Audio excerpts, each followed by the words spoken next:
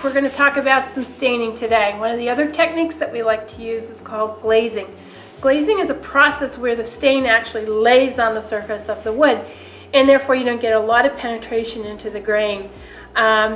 You can do this in multiple layers with different colors. Inevitably, what you do is build the stain on top of that surface, and in doing so, one of the important parts of that process is to use a fortified sealer initially so that you really keep the stain up and out of the wood a little bit more. And typically we'll use the Murdoch's hard sealer for that because of the fortification of the urethane alkyd, which is how we've prepped our board today on another day so we can use this with our stain. When it comes to mixing the stain, if you're not using it directly out of the can, your choice would be to use the hard sealer as a diluent for the stain, or to choose the polymerized tongue oil sealer. This will give you a little less sheen, and it will penetrate just a little bit better if there's any penetrating surface left that you haven't completely sealed it out. So either one will work. I tend to use the polymerized tongue oil sealer because it dries quicker and it doesn't create as much sheen. So let's get going and we'll work on this one board here. I've chosen today a board that is quarter-sawn oak with quite a bit of rift. You can see these marks right here, and lots of times people really like that look and other times they don't. So in order to minimize how that rift stains, we've put a coat of the hard sealer on it here, and now we're going to stain. We're going to do a technique where we do it straight out of the can. You actually can lay up a lot of color that way, and then the other one we'll dilute it and put it out. One will wipe, one we won't. We'll practice around with that so you can see the flexibility. I'm using our black walnut. It's our new stain. It is a really dark brown black, no red in the walnut at all. It's a cool color because of its lack of red. I like to use a brush because I have better contact with the wood. And what we'll show is working where we actually put some on the surface and leave it. So the brush becomes important for how you do that. Or then we'll just wipe it off.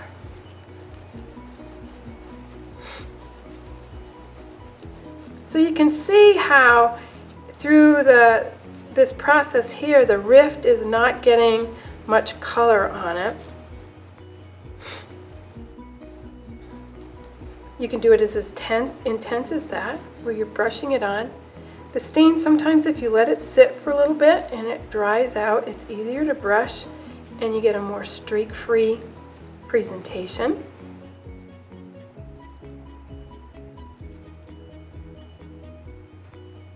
And you can see how it's just laying right on top of the surface. For instance, if I wanted to at this point, I could really take a whole lot of that right back off. You can see that. Because of this technique, where it's sealed out so heavily, this stain often takes a good 24 hours and sometimes as much as 72 to cure if you're working this in the summertime.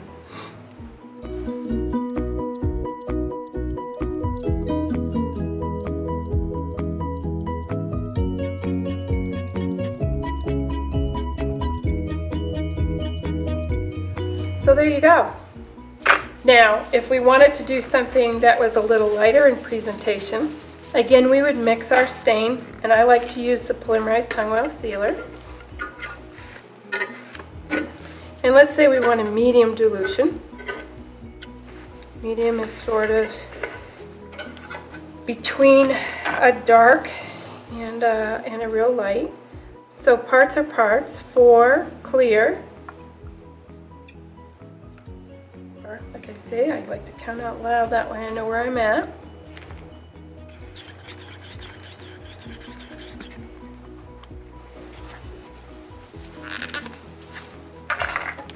Wipe this off.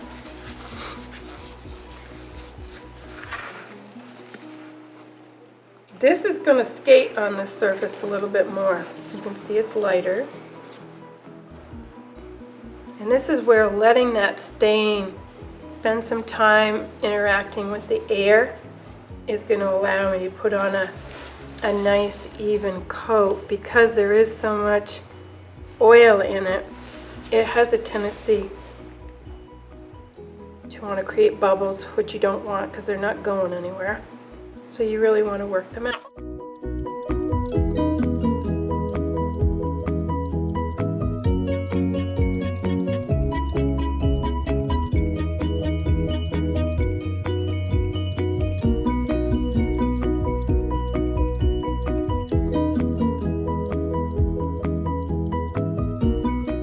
Welcome back to my finishing shop. Today we're working on the next step on a piece of quarter sawn white oak that we prepared with doing a glazed stain. And the way we did that was to seal it out first with one of our fortified finishes, the Murdoch's Hard Sealer, with some resin in it. And the reason for that is we really wanted to keep the stain more on the surface and not have it drop into the grain, so we would eliminate any kind of grain striking. That said, what that often does, and you'll see that in a minute with the full strength stain, is it creates a lot of sheen, and that may or may not be something that you'd want to see. So I'm going to demonstrate using our Uralkid floor finish in the matte coating, and that will show you eventually how that just dampens all that sheen right out of the piece. So that would be a good way of controlling the sheen were you to do this process. Let's look at the piece. As we mentioned before, this has got a lot of rift in it. And because we did the stain or the preparation with the sealer coat that was fortified, we're able to keep the stain out of the grain a lot, so we're not getting highs and lows where that rifting is in the oak. And for some people, that's a really more desirable look. But as you can see, there's quite a bit of gloss. So we're going to lightly abrade the surface with some 400 grit paper just to knock the dust off, and also to lightly etch the surface for this top coat to adhere. On this side, remember we wipe off usually with mineral spirits or something, but this is such a small space I can get away with that. And we've got our dust there. This was the side that was not diluted, and this was cut 4:1. So you can see the difference in both the concentration of the stain and therefore the sheen level. So we've got our mat, and again, because this has a great deal of flattening agent, you want to make sure that you stir it well. And if it's a piece that you're working on for quite a while, where you're going to be finishing for a while, for instance a floor, you're going to want to periodically agitate that material so that you keep the flattening agent commingled. In this case, we've got our natural bristle brush, and I'm just going to paint a nice, even, uniform amount on here. And again, one of the things we've talked about with our resin finishes that are films is almost inevitably you're going to get some bubbles in there when you've got as much material as I just put out there. So it's important, like I'm doing here, to kind of take it and move it to another section so that you have less material and the bubbles will finally relax and create a nice uniform looking surface. The bubbles never go away. They just will sit in that finish, and over time they just will erupt. So you definitely want to get rid of them. Sometimes that requires just sort of waiting a bit, letting the material air out a little, sit on the surface and relax. You might even want to wipe your brush off a little bit if you've got some excess on your brush. As I've mentioned before, the brush strokes level really well, so you don't have to worry about trying to get a brush-free look, because inevitably that requires putting too much finish on the surface.